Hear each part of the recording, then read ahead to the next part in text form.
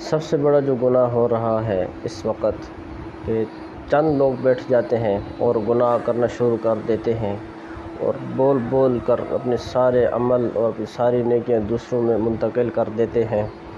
کہ وہ کیا ہے؟ غیبت۔ غیبت کا بہت زیادہ سرعام ہو جانا اور بہت ہی کثرت پائی جا رہی ہے۔ میرے نبی نے فرمایا الغیبۃ اشد من الزنا، کہ غیبت زنا سے بھی بدتر ہے، زنا سے بھی سخت گناہ غیبت ہے۔ کہ غیبت کیا کہ زنا کرنا چھوٹا گناہ ہے اور غیبت کرنا یہ سب سے بڑا گناہ ہے اور اللہ کو نامحبوب ہے۔ دو صحابی آپس میں بیٹھے ہوئے تھے اور کہنے لگے کہ اللہ نے اچھا خاصا چھپا کر رکھا تھا اور گدھے کی موت مر گیا۔ تو آپ صلی اللہ علیہ وسلم یہ سن رہے تھے اور فرمایا اور پھر چل دیے اور راستے پہ جا رہے تھے تو ایک مردار گدھا پڑا ہوا تھا۔ تو آپ نے فرمایا ہاں بھئی دو شخص کدھر ہے، ادھر آؤ۔ تو وہ آئے کہنے لگے جی یا رسول اللہ۔ آپ نے فرمایا اس مردار کا گوشت کھاؤ۔ کہنے لگے یا رسول اللہ ہم اس کا گوشت کیسے کھائیں، اور یہ ناپاک، اور ہم اس کو کیسے کھائیں؟ ناپاک چیز کو، مردار ہے، ناپاک بھی ہے، کیسے کھائیں؟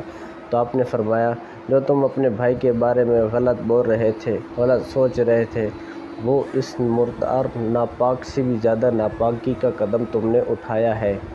تو فرمایا کہ اس ناپاکی والے قدم کو اٹھایا تم نے، اور میں اللہ کی قسم کھا کر کہتا ہوں کہ میں اس کو جنت کی نہروں میں دیکھ رہا ہوں کہ وہ نہا رہا ہے۔ تو غیبت کرنا بہت بڑا سخت گناہ ہے اور میرے اللہ کو اور میرے نبی کو سب سے زیادہ ناپسند غیبت ہے کہ یہاں سے زبان سے نکلتے ہیں الفاظ اور سب کچھ توڑ کے رکھ دیتے ہیں۔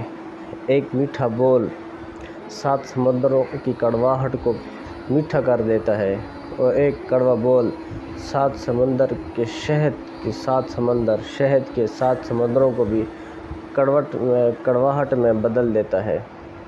تو غیبت سے اجتناب ہو، غیبت سے پرہیزگاری ہو۔ غیبت ہر وقت غیبت، وہ یوں کر رہا ہے، وہ یوں کر رہا ہے، وہ یوں کر رہا ہے۔ تو بھائی اپنے اندر دیکھ تو کیا کر رہا ہے، اپنے من میں ڈوب کر پا جا سراغِ زندگی، میرا نہیں بننا اپنا تو بن۔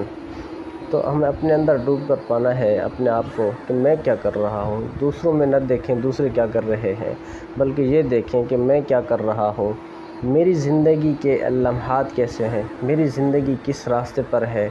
دوسروں کا معاملہ اللہ کے ساتھ ہے، میرا معاملہ میرے اللہ کے ساتھ ہے۔ تو میں اپنے معاملات کو سیدھا کروں، میں اپنی چیزوں کو، اپنے عملوں کو سیدھا کروں، تاکہ میرا اللہ کے ساتھ جو تعلق واسطہ ہے وہ درست ہو جائے۔ تو اللہ کے ساتھ واسطہ تعلق درست ہوگا، غیبت سے پرہیز ہو، غیبت سے اجتناب ہو، غیبت نہ ہو، لعن طعن نہ ہو، چغلی نہ ہو، جھوٹ نہ ہو۔ یہ ایسے گناہ ہیں کہ انسان کی نیکیوں کو ایسے کھا جاتے ہیں کہ جیسے کہ آگ لکڑی کو کھا جاتی ہے، پھر انسان ختم ہو جاتا ہے۔ تو میری سب سے یہ گزارش ہے غیبت سے پرہیز کرے۔